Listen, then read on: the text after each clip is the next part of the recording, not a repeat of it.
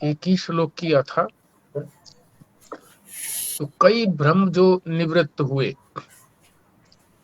आज दूसरे श्लोक में भी इसी प्रकार के कई भ्रम हैं, जिनको हम बुद्धि कहेंगे या ग्रंथि कहेंगे, वो भी इसमें हल हो जाएंगे।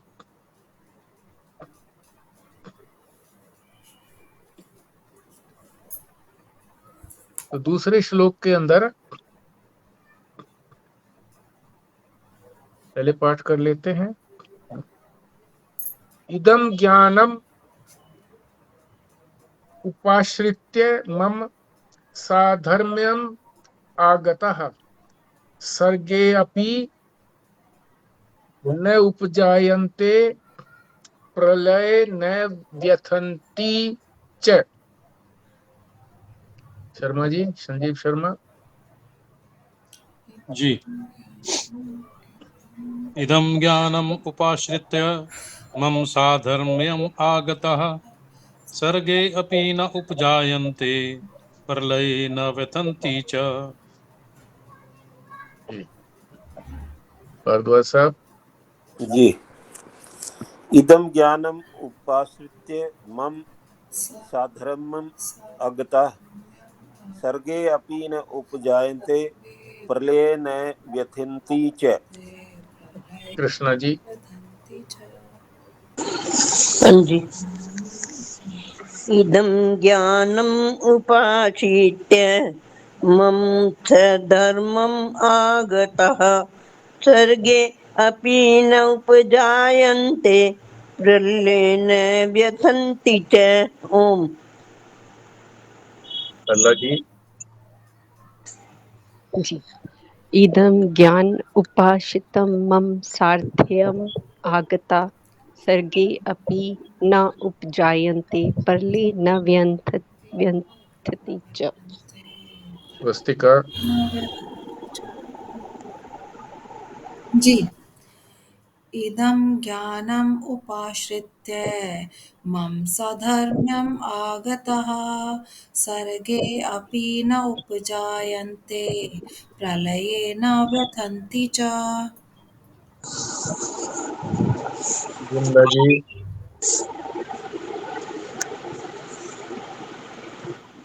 कृष्णा जी म्यूट कर लो। Thank you.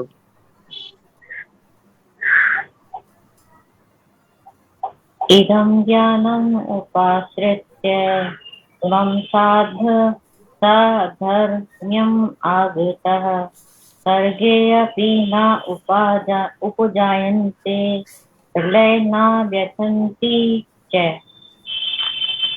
डॉक्टर खुराना जी। इदं ज्ञानम् उपाश्रित्य मम साध्यम् अर्ये आगता सर्गे अपि न उपजायन्ते प्रलये न व्यथन्ति। ये पहली पंक्ति में है जो अंतिम शब्द है साधर्म्यम, साधर्म्यम आगता। साधर्म्यम आगता। हाँ, क्योंकि ये जो रै ऊपर लगा होता है, ये इससे पहले वाले शब्द के बाद बोला जाता है, इसी के साथ ही बोला जाता है साधर्म्यम।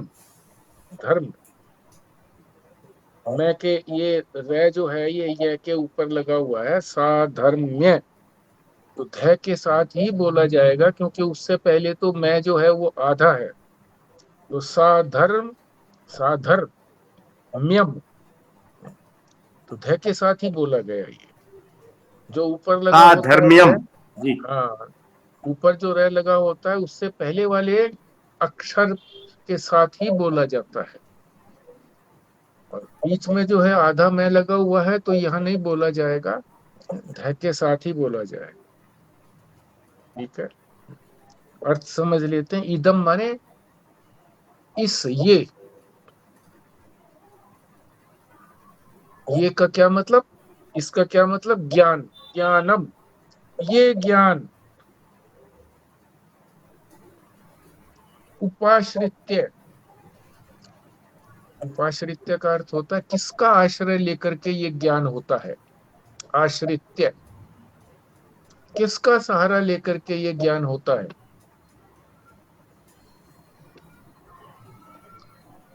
जो हमने अमानित्वम आदि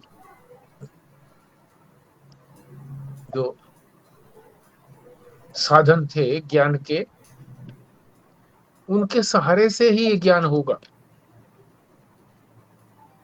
वो भी और आगे जो है इस अध्याय के अंदर भी 22वें श्लोक से आगे जो भगवान बताएंगे वो भी ज्ञान के ही साधन है, ज्ञान के लक्षण है, गुणातीत के। ज्ञान होने के बाद क्या लक्षण होते हैं, इन दोनों को मिला करके ही आश्रय कहा जाएगा कि ये जो ज्ञान होता है ये किसके आश्रय से होता है।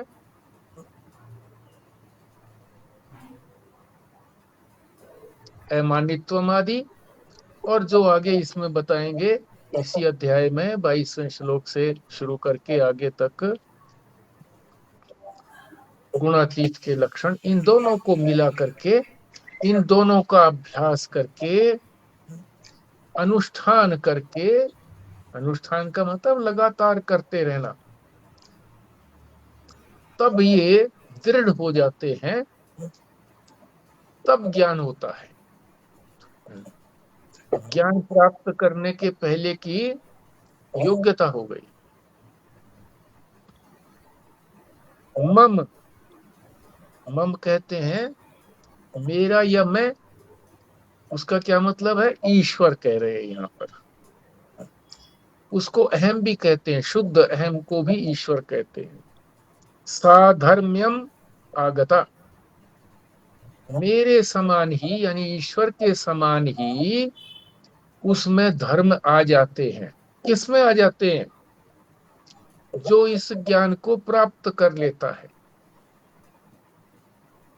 इस तत्व ज्ञान को जो प्राप्त कर लेता है उसमें वही धर्म आ जाते हैं जो ईश्वर के धर्म है। अब इसको आगे बताएंगे कि ईश्वर में कोई धर्म नहीं होते हैं, कोई गुण नहीं होते हैं। जब उसमें नहीं होते हैं तो फिर ये भी गुणातीत ही होता है। जो साथ ये जो मुक्त पुरुष है, मुक्त पुरुष को मुनि भी कहा है। मुनि का अर्थ है जो मननशील है, श्रवण करके उसके तात्पर्य को ग्रहण कर लिया, फिर उस तात्पर्य को ही मन में बैठाने के लिए, बुद्धि में उसका निश्चय करने के लिए जब युक्तियां दी जाती हैं और युक्तियां उसको समझने के लिए दी जाती हैं, अनुकूल युक्तियां कहते हैं उनको। अनुकूल जो तर्क हैं उन्हीं को युक्ति कहा जाता है। तब युक्तियों से जब वो दृढ़ हो जाता है तो समझो ज्ञान हो गया, पुरुष मुक्त हो गया। मननशील जो है वो मुक्त हो ही जाएगा, क्योंकि वो मननशील है, मनन करता है, निश्चय हो जाएगा उसको, इसीलिए उसको मुक्त भी कहा है। और वो मुक्त जो है वो ईश्वर ही होता है, अलग नहीं होता वो। क्योंकि ईश्वर में, ईश्वर के धर्म और मुक्त पुरुष के धर्म एक ही होते हैं। जब ईश्वर में कोई धर्म नहीं है, कोई गुण नहीं है, इसमें भी गुण नहीं है, कोई भी निर्गुण है, निराकार है।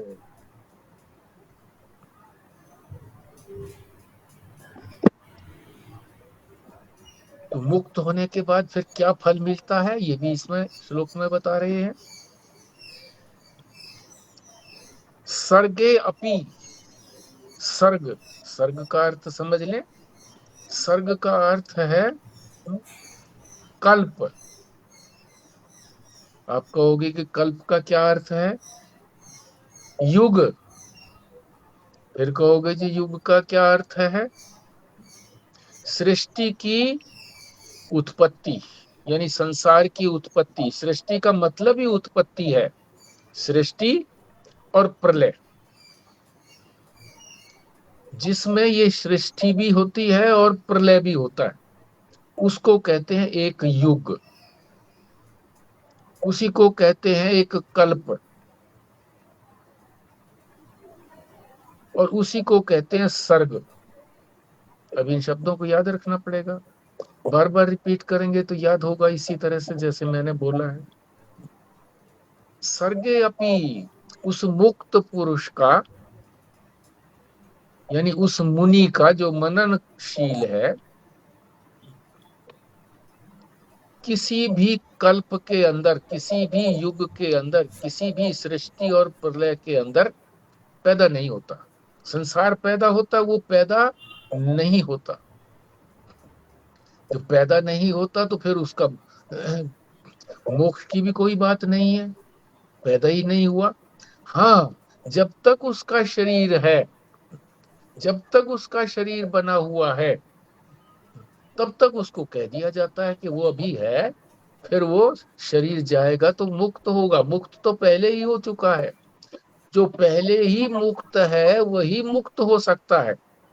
मरने के बाद कोई मुक्त नहीं होता, मरने के बाद तो फिर दूसरा जीवन शुरू हो जाता है। और मुक्त पुरुष का अगला जीवन शुरू नहीं होता। इस जीवन को भी इसलिए कहते हैं क्योंकि वो दिखाई देता है, प्रकट है। सर्गे अपि, सर्ग में भी, सर्ग में भी का क्या मतलब है कि सर्ग हो, मान लीजिए हो तब भी, और सर्ग होते ही नहीं है, कल्प होते ही नहीं है, युग होते ही नहीं है। देखो कितने भ्रम मिट रहे हैं। कहते हैं ना 4 युग हैं, सतयुग है, त्रेता, द्वापर, कलयुग। ये सारे समझाने की प्रक्रिया है। और वेदांत जो है जब अंत में आता है, अंतिम निचोड़ बताता है। वेदांत का अर्थ है अंतिम निर्णय। इसीलिए जितने भी उपनिषद हैं सब में अंत में जाकर के ज्ञान शुरू हुआ है। पहले जो है वो कर्म की भी बात बताते हैं, भक्ति की भी बात बताते हैं अपने अध्यायों के अंदर, अंत में जाकर के फिर वो ज्ञान की बात बताते हैं। गीता भी इसी तरह से बता रही है, पहले कर्म योग, फिर भक्ति योग, फिर ज्ञान योग। अंतिम निर्णय यहाँ पर आ रहा है। वेद का भी अंतिम निर्णय गीता ही दे रही है। वेद से अतिरिक्त गीता नहीं है, उपनिषदों से अतिरिक्त गीता नहीं है, रामायण से अतिरिक्त गीता नहीं है। यही बातें सब जगह बताई जाती हैं। पुराणों में भी यही बात बताई जाती है। पुराणों में कथा के माध्यम से रोचक बना करके उसको समझाया जाता है। पर रोचक में ही जब वो तल्लीन हो जाते हैं लोग, तो उसके अर्थ को नहीं समझ पाते कि उसका मॉरल क्या देना चाहता है। वो रोचक कथा कह करके उसका अर्थ क्या बताना चाहता है, तात्पर्य क्या बताना चाहता है। न उपजायन्ते, न उपजायन्ते का मतलब है उत्पत्ति नहीं होती। अब यहाँ तो उत्पत्ति और प्रलय दोनों को ही खत्म कर दिया है? ये भ्रम निवृत्त हो गया, ये गुत्थी सुलझ गई, ये ग्रंथि समाप्त हो गई। प्रलय न व्यथंती, और प्रलय में जो युग है उसमें क्या, युग का मतलब क्या होता है कि उत्पत्ति और प्रलय, इसी को तो युग कहते हैं। इतना जो समय होता है उत्पत्ति से लेकर के प्रलय तक, इसी को युग कहते हैं। तो प्रलय के अंदर भी क्योंकि हम इन बातों को सुन चुके हैं, कि उत्पत्ति भी होती है, फिर प्रलय भी होता है, तो इस बात को सुन चुके हैं, इसलिए ये बता रहे हैं यहाँ पर। और फिर उसका भ्रम भी निवृत्त कर रहे हैं कि प्रलय के अंदर उसको कोई व्यथा भी नहीं होती। व्यथा माने दुख, कोई क्लेश नहीं होता। और क्लेश जो है ना, हमको जो चीज हमने संग्रह की होती है वो अगर नष्ट होती है तो हमें बड़ा क्लेश होता है, दुख होता है। विवेकानंद तो ये कहते हैं कि जब प्रलय होती है तो जिसने पाप किए हुए होते हैं वो तो बड़ा खुश होता है कि मेरे पाप सारे खत्म हो जाएंगे। सब कुछ खत्म हो जाता है ना प्रलय में। मगर जो जिसने पुण्य किए हुए हैं बहुत सारे, वो सोचता है कि मैंने इतने परिश्रम से पुण्य किए, यज्ञ दान तप है, ये किए और तरह तरह के अनुष्ठान किए, ये मेरा सारे पुण्य समाप्त हो जाएंगे। उससे सब, उसको सबसे अधिक दुख होता है। पाप कर्मी को तो ये होता है कि पाप ही मेरे नष्ट हो जाएंगे, खुश होता है। और यहाँ कह रहे हैं कि जो मुक्त पुरुष है, जो मौनी है, मुनि है, मौनी नहीं मुनि, साथ साथ मैं बोल रहा हूं इन शब्दों को, जो समान अर्थक शब्द है। मुनि है जो मननशील है, अर्थ भी बता रहा हूं, इनको कोई दुख नहीं होता, क्योंकि इन्होंने तो संसार को मिथ्या जान ही लिया है, पहले से ही जान लिया है, तो संसार है ही नहीं। कैसे समझ में आए हमारे को? तो उदाहरण दे करके महाराज जी समझा रहे हैं। मैं तो इसका अर्थ बताते बताते इसको विस्तार से समझाने लग गया। चलो समझना ही तो है। प्रलय में कैसे दुख नहीं होता? क्यों नहीं होता? क्योंकि ये सृष्टि को वास्तविक नहीं समझता। मुक्त पुरुष, मुनि जो मननशील है, ये फल बता रहे हैं। ये क्या फल है? दुख नहीं होता उसको, जन्म भी उसका नहीं होता, सृष्टि में जन्म नहीं होता, और प्रलय में उसको कोई दुख नहीं होता, क्योंकि उसने सारी सृष्टि को मिथ्या जाना हुआ है, वास्तविक नहीं है। जब कोई वास्तविक चीज नष्ट होती है तभी तो व्यथा होती है। समझा रहे हैं कि लोग रुपयों से नकली खेल खेलते हैं। हमें तो ज्यादा नहीं पता होता, पर महाराज जी को पता होता है, आप लोगों को भी पता होगा इस बात का, जिसको कहते हैं ब्रिज। ब्रिज खेलना क्या होता है? उसमें रुपयों का झूठा लेन देन होता है, झूठा लेन देन। झूठे नोट होते हैं, नकली।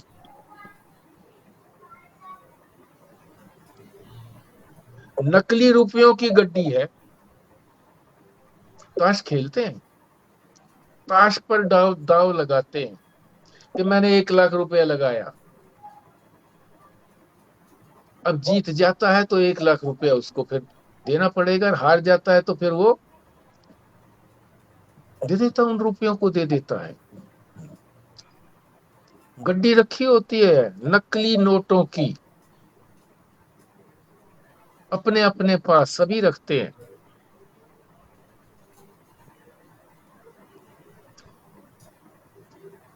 असली पैसों का लेन देन नहीं होता, झूठे नोटों का लेन देन होता है। तो ऐसे नोटों से चले जाने पर उनको दुख भी तो नहीं होता, कोई व्यथा नहीं होती। ताश भी तो खेलते हैं लोग, ताश में दाव तो नहीं लगते, लगाते होंगे दाव भी इस पे, ताश में भी।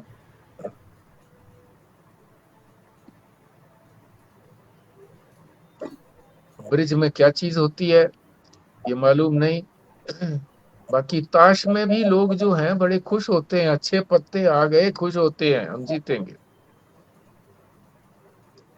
और बुरे पत्ते आ गए तो हम हारेंगे। अब हारने का उनमें दंड भी लगा देते हैं कई लोग आपस में, और नहीं तो ये कहते हैं कि जो हार गया वो पीसेगा। पीसेगा क्या मतलब? बांटेगा पत्ते, दूसरे जो है आराम से बैठेंगे, इसी बात में खुश है। और फिर कुछ नंबर भी होते हैं, नंबर भी गिनते चले जाते हैं सीप के अंदर। तो सीप तो हमने भी खेल लिया, तो नंबर भी उसमें कितने नंबर आए, तो नंबर जुड़ते चले जाते हैं, और कितने नंबर जाने के बाद कोई जीत जाता है ये भी पहले से डिसाइड होता है।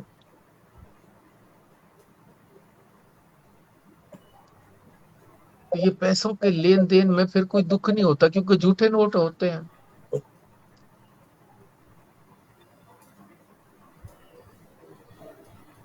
इसी तरह से अब इस बात को कहां पर लगा रहे हैं, लागू कहां कर रहे हैं? इस उदाहरण को कहां सिद्ध कर रहे हैं? ये कर रहे हैं कि ये जो उत्पत्ति हुई है कहां से शुरू हुई? आकाश से शुरू हुई है। माया ने, अव्यक्त ने, माया को अव्यक्त भी कहते हैं, प्रकृति भी कहते हैं, उसने सबसे पहले क्या उत्पन्न किया? आकाश। आकाश से फिर वायु, अग्नि, जल, पृथ्वी, पृथ्वी तक पहुंच गए, और फिर ये सारा पंचीकरण करके, ये तो सूक्ष्म महाभूत उत्पन्न हुए, फिर पंचीकरण करके शरीर से लेकर के अहंकार पर्यंत शरीर बनाया, इंद्रियां बनाई, मन बुद्धि आदि बनाए, अहंकार तक बनाया, यहां तक इन सब को वो वास्तविक नहीं मानता कि कोई वास्तविक उत्पत्ति हुई हो। कौन? मुक्त पुरुष, जो मोक्ष हो गया है, जिसका, जो मुनि है, मननशील है, वो मुक्त हो ही जाएगा। वो मिथ्या जानता है कि जैसे ताश के पत्तों से या ब्रिज के खेलने से जो पैसों का आदान प्रदान होता है, झूठे ही तो पैसे हैं, तो उसका कुछ बिगड़ता नहीं है। वो उत्पन्न भी नहीं हुआ है, जब सृष्टि ही नहीं है तो उसकी उत्पत्ति भी कैसे होगी? उसकी उत्पत्ति भी नहीं है, उत्पत्ति भी नहीं है तो फिर उसकी हानि भी क्या होगी? जब प्रलय होगी तो हानि भी कोई नहीं होती है प्रलय होने में भी, इसलिए उसको कोई दुख नहीं होता। बहुत बातें इसके अंदर बताई हैं। तो और अब जरा हम क्रम से चलते हैं। इदम ज्ञानम, यानी ये ज्ञान जिसको उत्तम बतलाया है भगवान ने, उपाश्रित्य, आश्रय लेते हैं। किसका आश्रय लेते हैं? अमानित्वम आदि जो लक्षण बताए थे ज्ञान साधना के, जिनसे ज्ञान होता है, ज्ञान के उपाय हैं उनका। और इसी अध्याय के अंदर 22वें श्लोक से आगे फिर गुणातीत के लक्षण बताएंगे। इन सबको, यानी उनको, अमानित्वम आदि को, और 22वें श्लोक से लेकर के आगे वालों को जब श्रवण करके अभ्यास किया जाता है, ज्ञान के साधनों का पूरी तरह से अभ्यास किया जाता है, तो वो ज्ञान जो है फिर अपने अंदर पूरी तरह से स्थिर हो जाता है। और वो ज्ञान डगमगाता नहीं है, उस ज्ञान को कभी वो भूलता नहीं है, हमेशा याद रहता है, हर समय।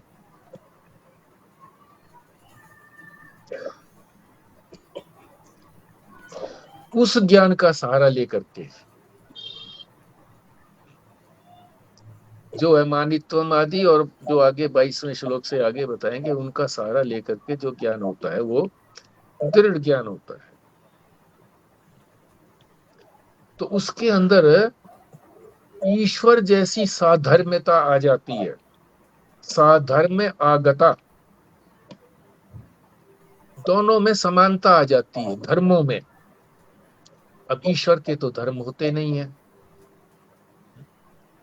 ईश्वर क्या है? निरअवयव, उसमें कोई अवयव नहीं है, अंग नहीं है, और निर्गुण है, गुण भी नहीं है उसके अंदर। तो इसमें भी नहीं है, ये भी ईश्वर स्वरूप ही है। मुक्त पुरुष ईश्वर स्वरूप है।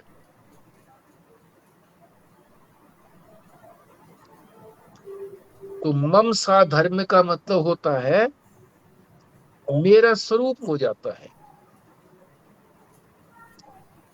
मेरा स्वरूप हो जाता है, मैं ही हो जाता हूं, मेरे जैसा नहीं, मैं ही हो जाता हूं। मेरे जैसे में तो ये है कि जैसा आकार उसका है वैसा ही आकार धर लो तो है, मेरे जैसा हो गया। और मेरे जैसा बनने के लिए जो भक्त पुरुष हैं, भक्त लोग हैं, जब वो परम भक्ति करते हैं परमात्मा की, तो बताया है ना कि कौन कौन से लोगों में जाते हैं। सालोक के सायुज्य, उससे जुड़ जाते हैं, उसके लोक में चले जाते हैं। साधर्म में मेरे जैसा धर्म हो जाता है उनका, यानी जो चतुर्भुज रूप है उनका, भगवान का रूप जब धारण करते हैं वो चतुर्भुज धारण करते हैं। भक्तों के लिए बड़ा प्रिय है चतुर्भुज, चार भुजाएं। तो वहां पर वो धारण कर लेते हैं, तो प्रसन्न हो जाते हैं कि भाई हम भी ईश्वर हो गए, ईश्वर समान हो गए। पर नहीं, यहाँ कह रहे हैं कि वो नहीं, ऐसा नहीं हो जाता।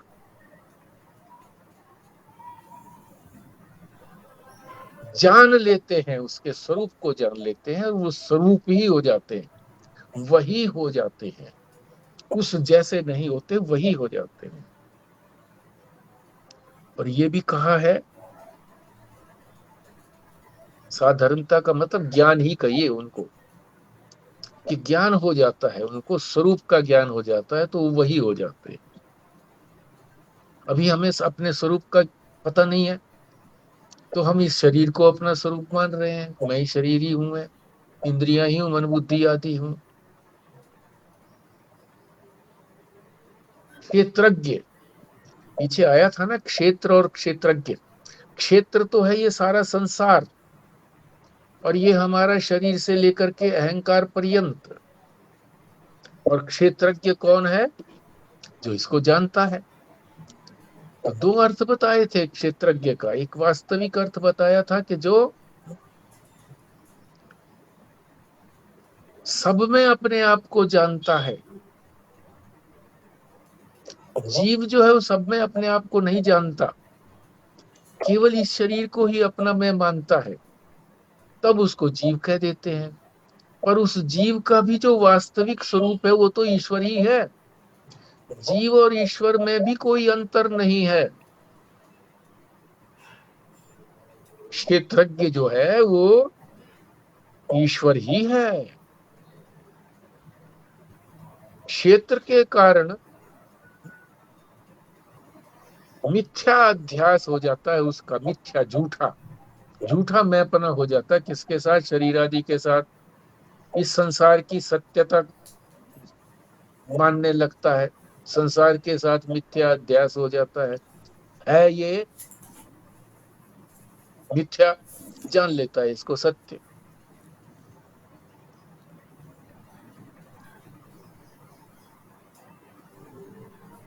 गीता में भी क्षेत्रज्ञ और ईश्वर के अंदर कोई अंतर नहीं बताया।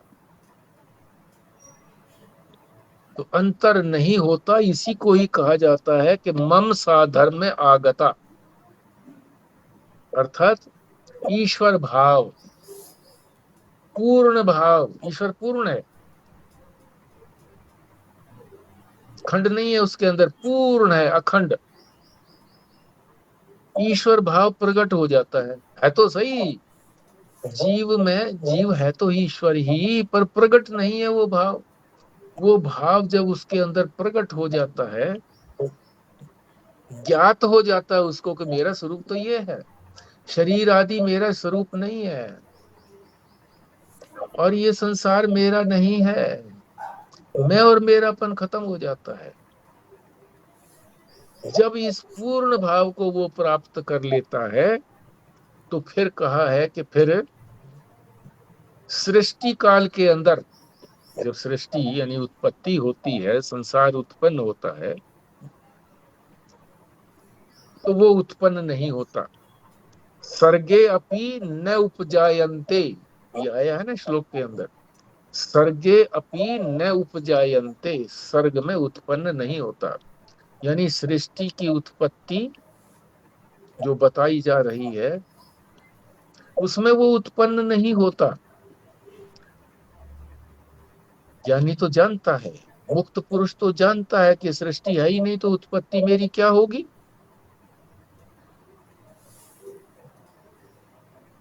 पर जब तक नहीं जानते हैं, जब तक जीव भाव है, तब तक तो उत्पत्ति मानी जाती है, तो उसकी उत्पत्ति नहीं होती। सारा संसार उत्पन्न हो जाए पर उसकी उत्पत्ति नहीं होती। उसकी दृष्टि में तो संसार भी उत्पन्न नहीं होता। हम लोग अज्ञानी लोग तो उसको भी उत्पन्न हुआ मानते हैं। जो मुक्त हो गया उसको भी समझते हैं कि ये कभी उत्पन्न हुआ था।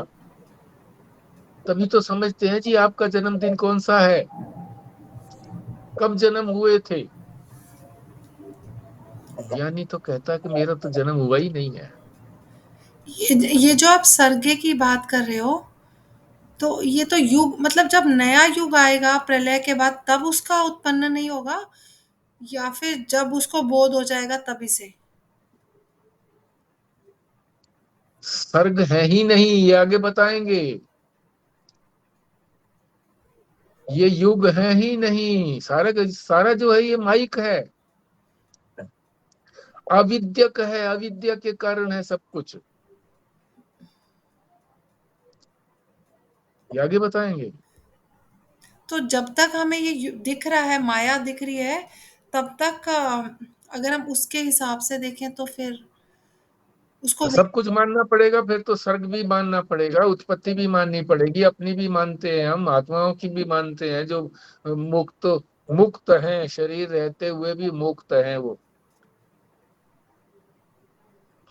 और उनकी दृष्टि में न उत्पत्ति हुई है और न कोई, न संसार पैदा हुआ, न ये प्रलय होगी। उत्पत्ति और प्रलय है ही नहीं उनकी दृष्टि के अंदर, शास्त्र की दृष्टि के अंदर, वेद की दृष्टि के अंदर, गीता की दृष्टि के अंदर ईश्वर की उत्पत्ति संभव ही नहीं है। इसी तरह से मुनि की जो मननशील है उसकी भी उत्पत्ति संभव नहीं है, मुक्त पुरुष की भी उत्पत्ति संभव नहीं है। क्षेत्र की अब उत्पत्ति होती है तो ये कैसे, उत्पत्ति कैसे बता दी गई है। उत्पत्ति का तात्पर्य क्या है फिर, ये भी तो समझ में आना चाहिए कि उत्पत्ति जो शास्त्र कह रहा है इसका तात्पर्य क्या है।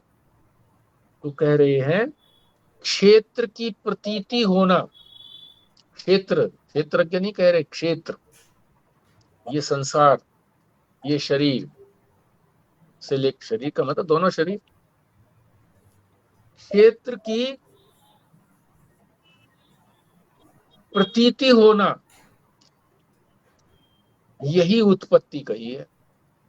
प्रतीत हो रहा है बस, ये उत्पत्ति नहीं है।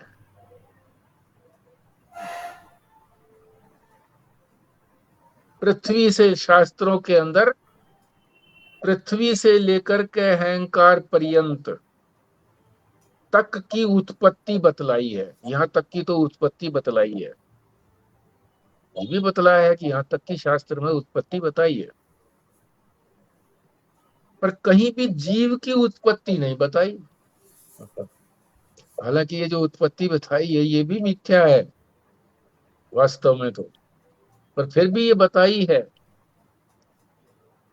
जीव की उत्पत्ति फिर भी नहीं बताई कि जीव कभी उत्पन्न हुआ। क्षेत्र का प्रकट होना ही, जो क्षेत्र प्रकट हो गया सामने दिखाई दे रहा है, और उसके साथ अध्यास हो जाना ही उत्पत्ति है। उसको अपना मैं मान लेना, जो है नहीं उसका मैं, उसको मैं मान लेना, यही तो अध्यास है। इसी को उत्पत्ति कहा है कि क्षेत्र की का प्रकट होना और उसके साथ अध्यास हो जाना, दोनों बातें होनी चाहिए। उसको मैं मान लेना चाहिए, मैं मानेंगे तभी उत्पत्ति कही जाएगी, नहीं तो उत्पत्ति कहाँ होगी। और जिसने पूर्ण भाव को प्राप्त कर लिया है, जिसकी अविद्या निवृत्त हो गई है, ये सारा अविद्यात्मक अविद्यात्मक सारा संसार है ये, तो न तो क्षेत्र है, कोई क्षेत्र उसके सामने आ सकता नहीं, और न वो अविद्या के कारण जो अध्यास हो जाता है वो भी संभव नहीं है। इसलिए उसके बाद वो अभी इस कल्प में उत्पन्न नहीं होता। इतनी बात नहीं है कि वो इस कल्प में उत्पन्न नहीं होगा। जो स्वस्तिका ने प्रश्न पूछा था, इस युग में उत्पन्न नहीं होता, किसी दूसरे युग में उत्पन्न हो जाए, तो कह रहे नहीं, कभी किसी भी कल्प में उत्पन्न नहीं होगा। ऐसा नहीं कि फिर सृष्टि होगी तो फिर पैदा हो जाएगा, नहीं, पैदा हो ही नहीं सकता। क्यों? कि अविद्या की कोई शुरुआत थोड़ी हुई है, अनादि है। अविद्या का कोई जन्म नहीं हुआ कि दोबारा से फिर अविद्या आ जाए। अनादि होने से अविद्या एक बार जब निवृत्त हो गई तो फिर पैदा नहीं हो सकती।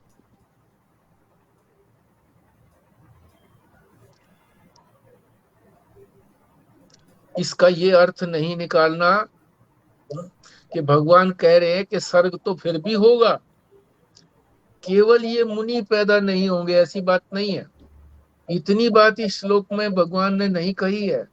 क्या कहा है? सर्गे अपि, सर्ग में भी, अपि कहा है ना, इसका क्या अर्थ है? सर्ग होवे तो भी, सर्ग होता नहीं है, अगर सर्ग होवे तो भी इन मुक्तों की जन्म की संभावना नहीं है। ये मुक्त पुरुष जिनका मोक्ष हो गया, ये कितना बड़ा फल बताया जा रहा है। वास्तव में तो यदि सर्ग कभी हुआ होता तो उसकी पुनः उत्पत्ति की बात कही जाती, कि जो एक बार पैदा हो गया तो फिर बार बार पैदा होगा वो। इसीलिए तो कहा है कि अजन्मा बनो, जन्म ही नहीं है, ये जान लो अपने आप को, तो फिर उत्पत्ति नहीं होगी दोबारा से। वास्तव में यदि सर्ग कभी उत्पन्न हुआ होता, वास्तव में तो उत्पन्न हुआ नहीं है, अगर हुआ होता तो उसकी पुनः उत्पत्ति की बात कही जाती कि फिर दोबारा से फिर उत्पन्न हो जाएगा। सर्ग तो कभी उत्पन्न हुआ नहीं, अविद्या मात्र से प्रतीत होता है। अविद्या के कारण, हमारी अविद्या ही सबसे बड़ी दुश्मन है। इस प्रतीति का न होना ही, क्योंकि उसको ये प्रतीति हो ही नहीं रही है कि ये सर्ग है, उत्पत्ति हुई है, अब इसका वो प्रलय होगी, तो फिर उसको न उपजायन्ते,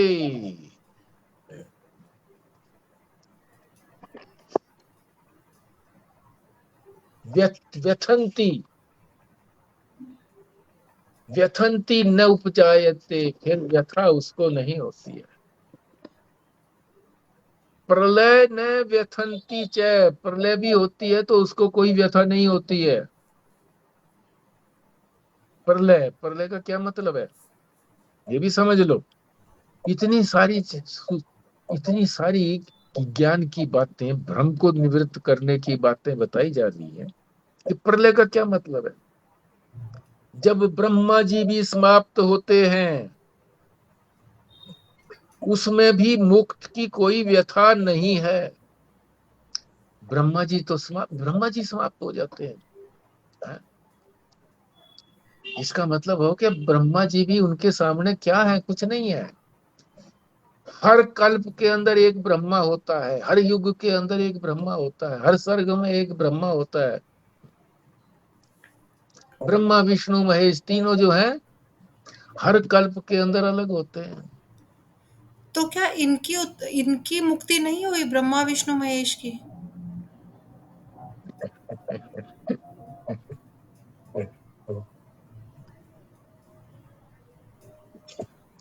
देखो, या तो ये कहा जाए कि भाई इनको मुक्त तो है ये, इनको ये दायित्व मिला हुआ है?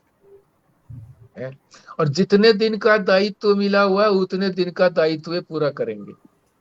जैसे किसी को आईएएस ऑफिसर बना करके उनको सेक्रेटरी लगा दिया, चीफ सेक्रेटरी लगा दिया, रिटायर होंगे कि नहीं होंगे?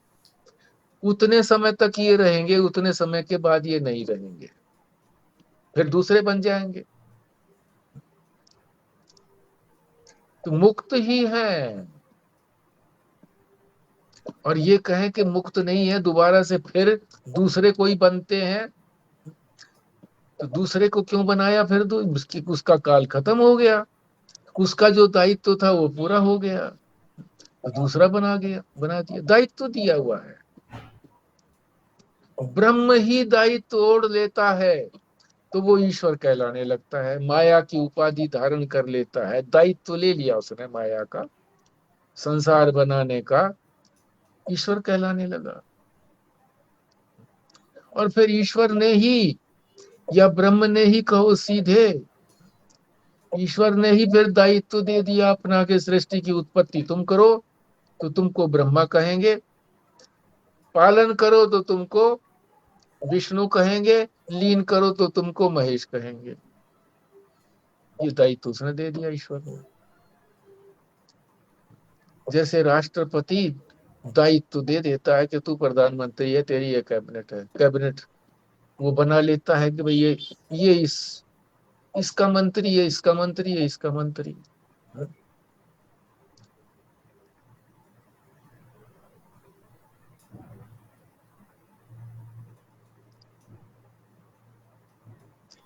यहां भगवान ने ये नहीं कहा कि प्रलय में लीन नहीं होते, यही कहा कि व्यथा को प्राप्त नहीं होते, दुख नहीं होता। सारी सृष्टि नष्ट होती है तो जो इनको वास्तविक समझते हैं उनको व्यथा होगी। जो सृष्टि को सही समझेंगे, सच्ची है तो व्यथा होगी, उसको दुख होगा। अब इसके आगे वही उदाहरण दिया जो पहले बता चुका हूं। 1 लाख रुपए की नकली गड्डी है तुम्हारे पास, रात में चोरी हो गई गड्डी, तो तुमको कोई व्यथा नहीं होगी कि नकली तो और ले लो भैया। ताश के पत्ते चोरी हो गए, दूसरे ताश का गड्डी ले लो भैया। और इसी को बताया था कि नकली से फिर वो नकली नोटों से ब्रिज खेलते। बस वो मौज, वो जो है ना, मनोरंजन करते हैं इस बात का। इस तरीके से मनोरंजन, ताश खेलने से भी मनोरंजन है, चेस खेलने से भी मनोरंजन। मनोरंजन के अनेक साधन संसार में बना रखे हैं, मन लगा रहे बस। मन जो है हमको परेशान ना करे। अरे मन को ही ना खत्म कर दो, अपने स्वरूप को जान लो, तत्व को जान लो, तो मन भी कहाँ है, ये भी माया का ही बना हुआ है।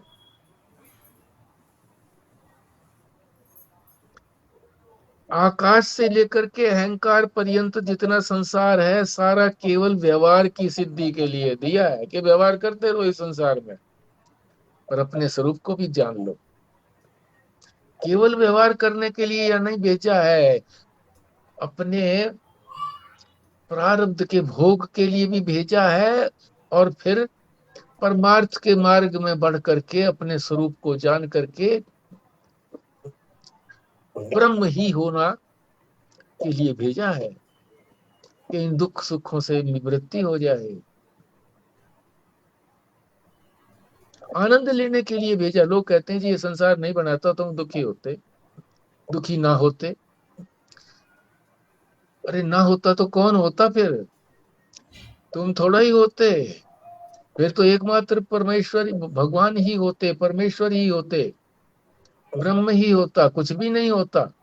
भाई ये तो मनोरंजन के लिए भी दिया है कि भाई इसको, मन को जो है ना वो व्यवहार सिद्धि के लिए तो लगाओ, व्यवहार तो कर लो, पर केवल व्यवहार के लिए ही नहीं, यात्रा है ये, यात्रा।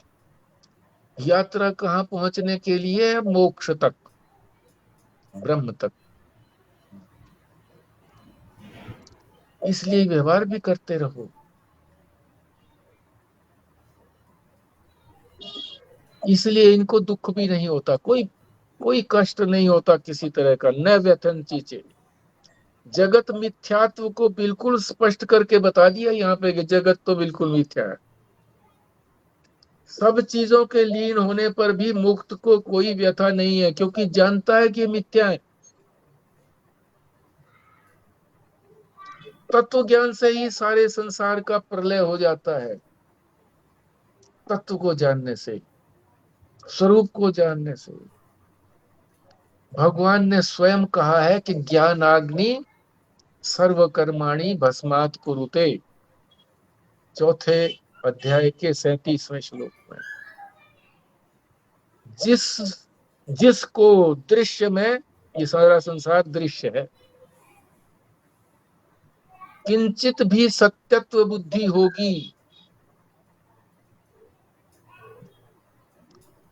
जरा सी भी अगर उसमें सच्चाई उसको लगेगी ना, तो वो इस तत्व ज्ञान को सहन नहीं कर पाएगा। क्यों नहीं सहन कर पाएगा? क्योंकि शरीर मन समेत सारा संसार हाथ से जाता निकलेगा।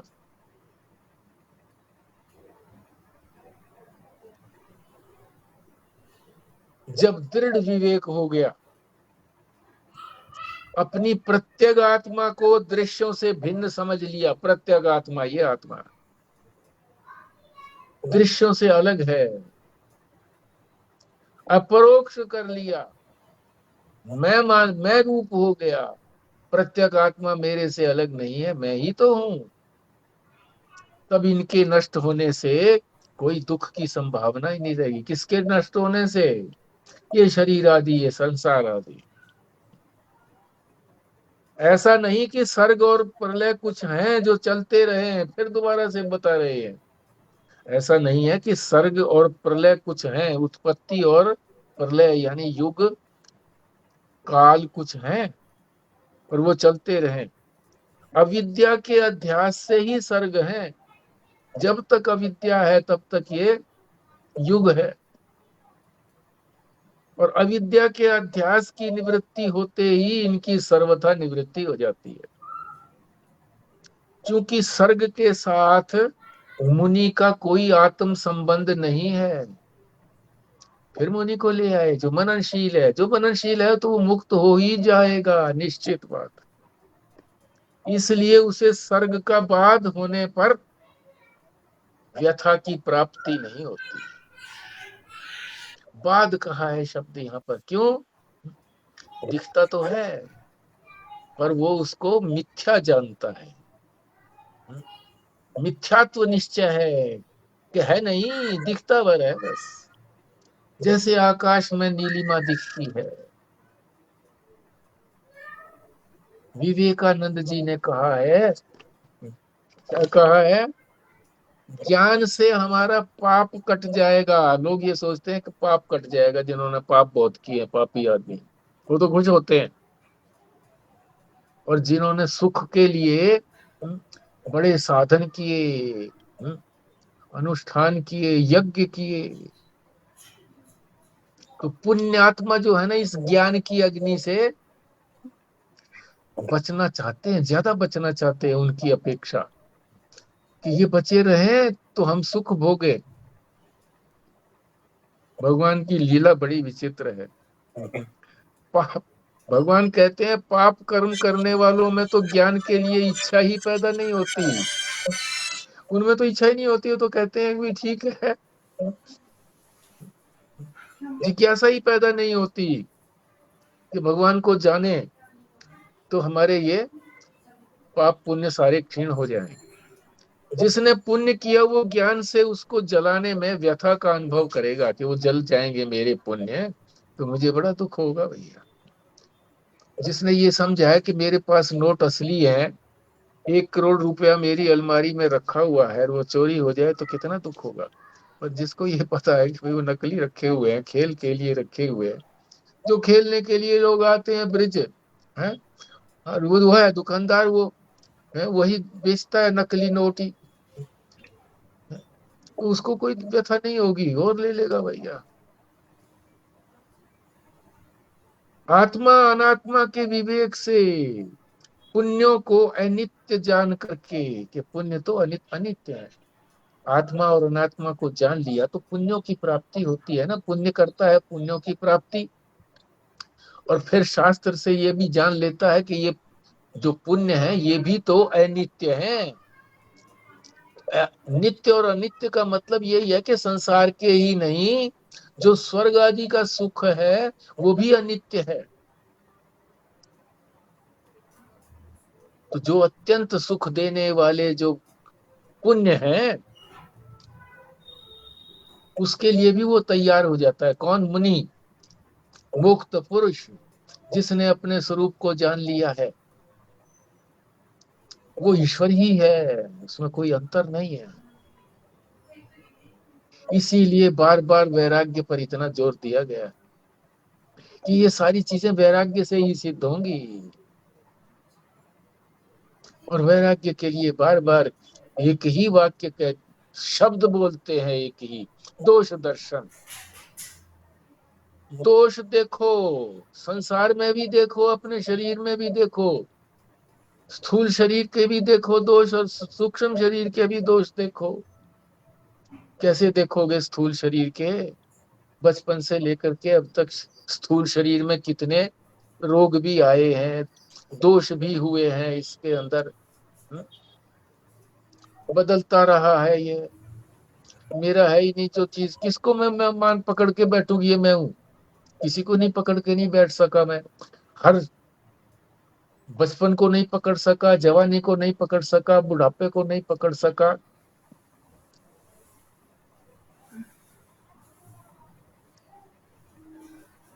इसीलिए बार बार इस पर वैराग्य पर जोर देते हैं। और वैराग्य में भी केवल जब दुख होता है तभी नहीं, सुख समकाल दोष दर्शन, जब सुख आता तभी भी ये सोचें कि ये सुख नहीं है, दुख का ही समाचार लेके आया है,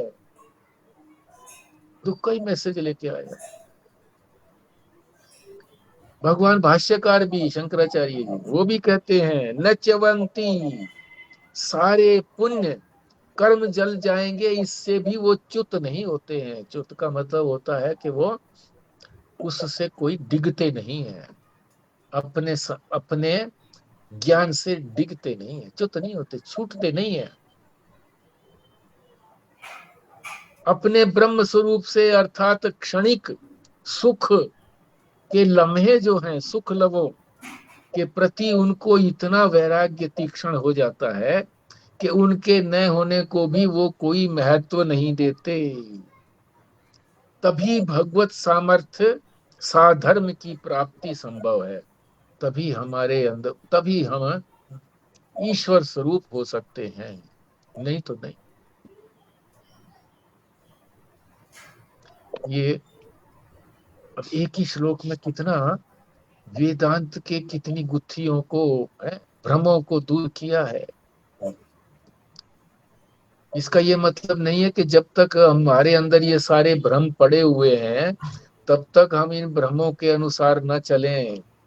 इन भ्रमों की निवृत्ति करने के लिए ही तो शास्त्र दिया है कि भ्रम को मानेंगे हम तभी तो उसकी निवृत्ति करेंगे। मान ही रहे हैं हम तो इनको, पर अज्ञान से मान रहे हैं, जानबूझ के थोड़ी मान रहे हैं।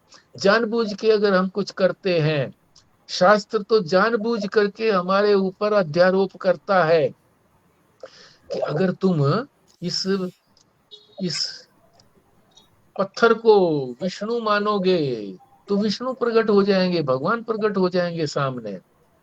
क्यों क्यों कहता है ऐसा? उसको पता है कि जैसे बता दिया जाए किसी को और सामने विष्णु भी प्रकट हो जाए, उसको विष्णु मानता रहा पत्थर को, मगर फिर भी मन में तो उसको है कि है तो ये पत्थर, मगर इससे विष्णु प्रकट हो जाएंगे, विष्णु के प्रति प्रेम हो जाएगा अत्यंत, संसार के दुखों से दूर हो जाएंगे।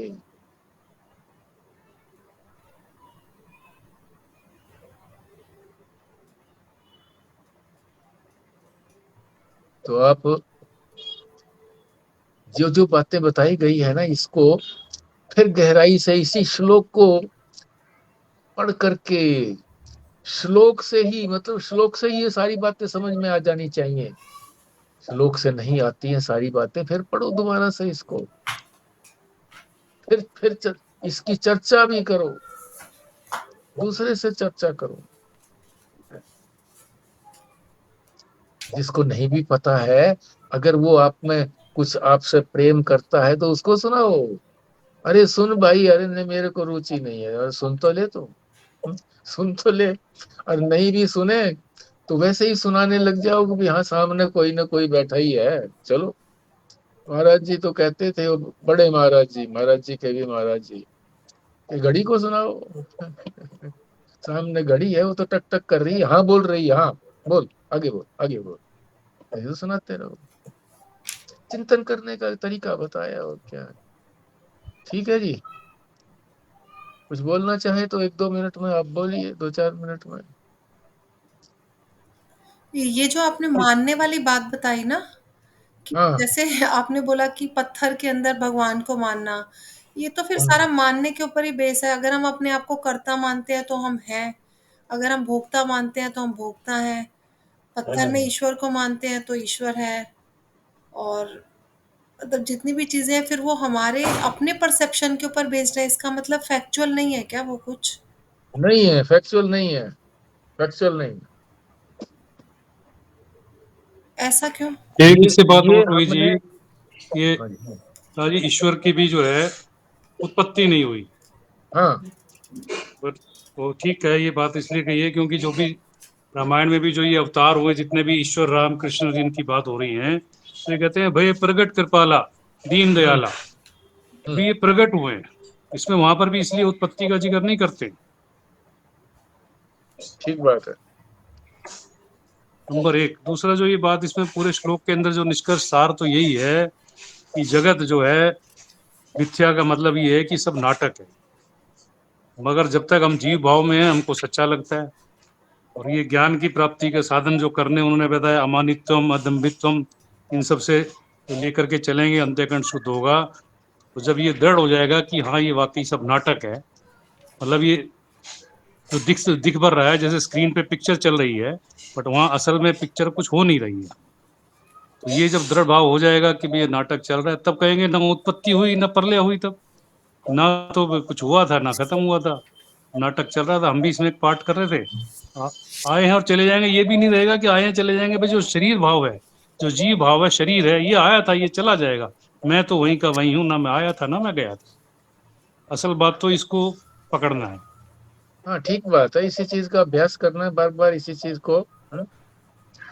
जो ये मान्यता की बात कही ना कि ये मैं शरीर हूं और ये कर्म करता है, शरीर कर्म करता है, इसको हम मान नहीं लेते, ये अपने आप ही हमारे अंदर आ गया। ये हमने माना नहीं है, ये अपने आप आ गया है।